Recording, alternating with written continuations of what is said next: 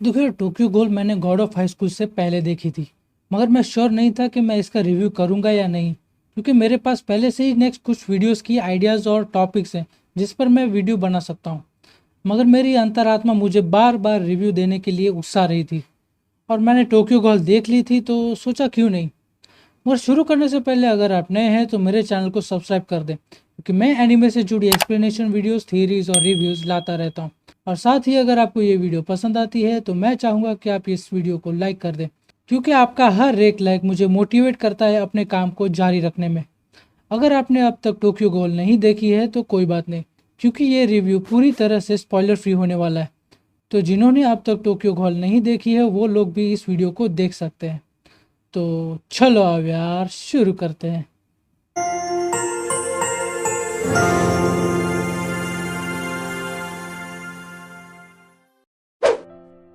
तो Tokyo गहोल based है सुई इशिदा की लिखी और इलुस्ट्रेट की हुई जापानीज डार्क फैंटेसी मांगा के ऊपर।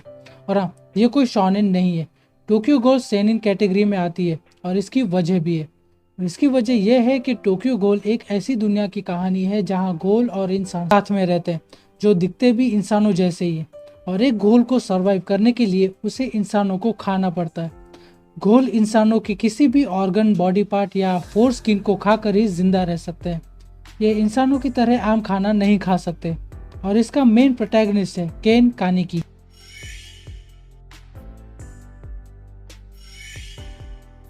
देखो यार, मैंने अपने गॉड ऑफ हाई स्कूल वाले रिव्यू में बताया था कि कैसे उन्होंने यानी क्रिएटर्स ने स्टोरी की वजह से पूरे एनीमे की बैंड बजा दी है।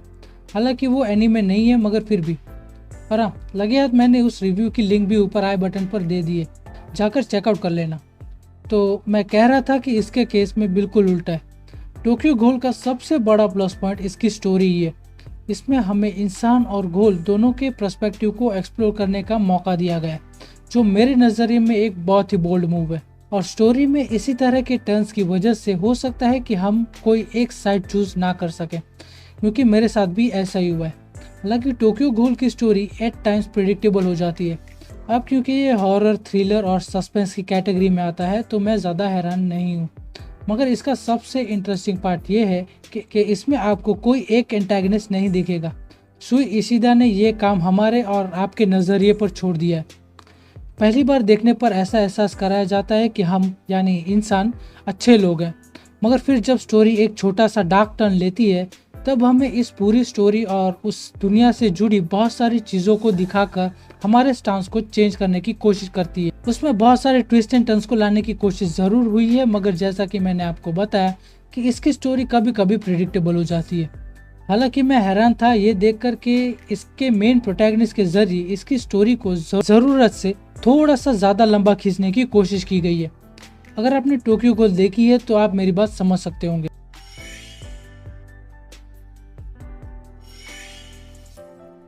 देखो यार, ये पूरा शो लगभग पूरी तरह से इसके मेन प्रोटैगनिस्ट के आसपास ही घूमती है, जो है केन कानेकी। क्योंकि केन शायद एक लौता कैरेक्टर है इस शो का जिसकी फीलिंग्स और इमोशंस पर ज़्यादा ध्यान दिया गया है।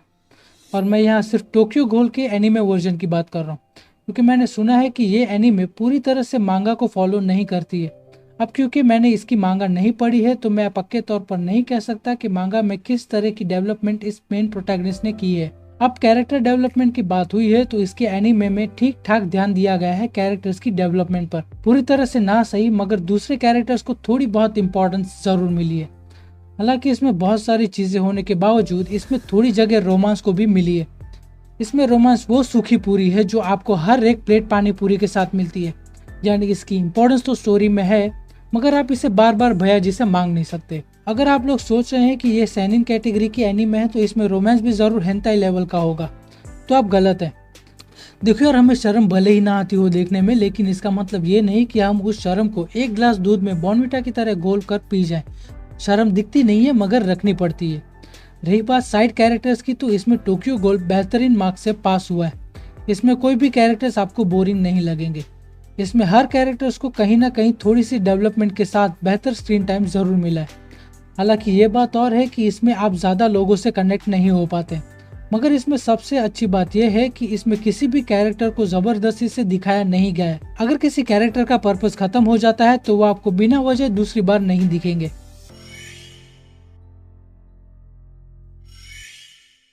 इसमें एनिमेशंस और विजुअल्स एवरेज है और उसकी वजह यह है कि इसमें घोल्स और ह्यूमंस की फाइट कोई भर भर के नहीं डाली गई है, क्योंकि इसमें गॉड ऑफ हाई स्कूल की तरह कोई पॉइंटलेस फाइट्स या बैटल्स नहीं है।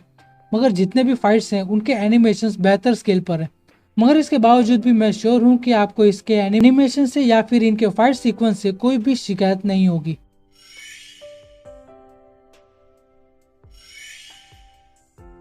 देखो यार, इसमें सबसे ज़्यादा जिस पर ध्यान दिया गया है वो उसकी स्टोरी है।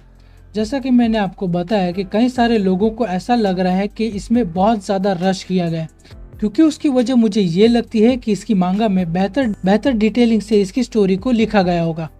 हालांकि जब मैंने इसके सारे एपिसोड्स देखकर खत्म किए तब मुझे ज़्यादा इस बात का एहसास नहीं हुआ, बल्कि उल्टा मैं ये सोचा था कि इसके मेन प्रोटैगनिस्ट को अक्ल आते आते 4 डजन एपिसोड्स कैसे लग गए।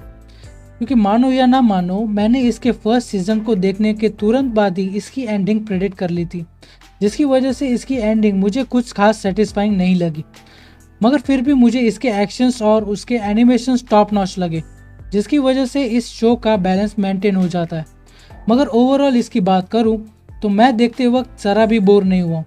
इसमें मैंने कैरेक्टर्स को एक्सप्लोर करने के साथ साथ इसके एक्शंस को भी मैंने एंजॉय किया है, क्योंकि ये सेनिन कैटेगरी में आती है और इसमें कई सारे ऐसे विजुअल्स भी हैं, तो मैं इसे अंडर एज वालों को रेकमेंड नहीं करूँगा। मगर इसके देखने का भी एक स्पेसिफिक ऑर्डर है। अगर आप कंफ्यूज नहीं होना चाहते हैं तो मैं सजेस्ट करूंगा कि इसके फर्स्ट सीजन को देखने के बाद इसके 2 OVA एपिसोड्स हैं जो आधे घंटे के भी नहीं है, तो उसे आप सेकंड सीजन से पहले देखें। जिन्होंने अब तक टोक्यो घोल नहीं देखी है उनको मैं ज़रूर रेकमेंड करूंगा कि एक बार जाकर देख ले, और उनके लिए मैं एक प्रॉपर ऑर्डर डिस्क्रिप्शन में भी दे दूंगा, जिससे आप ज़्यादा कंफ्यूज नहीं होंगे। तो दोस्तों, आज की इस वीडियो को मैं यहीं ख़त्म करूंगा। अगर आपके पास कोई सजेशन है नेक्स्ट एनीमे या फिर नेक्स्ट वीडियो को लेकर तो कमेंट कर देना, ताकि मुझे पता चल सके। साथ ही मुझे ये भी बताइए कि अगर आपने ये सीरीज़ देखी है तो आपको ये कैसी लगी और आप कितने सहमत हैं मेरे इस रिव्यू से। तो दोस्तों, आज के लिए बस इतना ही। मिलूंगा मैं अब आपको नेक्स्ट वीडियो में, तब तक के लिए sayonara. On us cause they know we gon' be stars. They say they know me, don't know who they are. I run my life cause it come from my heart. Don't want us to win, they won't rip us apart. I wish my people would just play it smart. If I could lead the way, I would take us so far. Can't play a nigga that's stream but smart. Switching lane.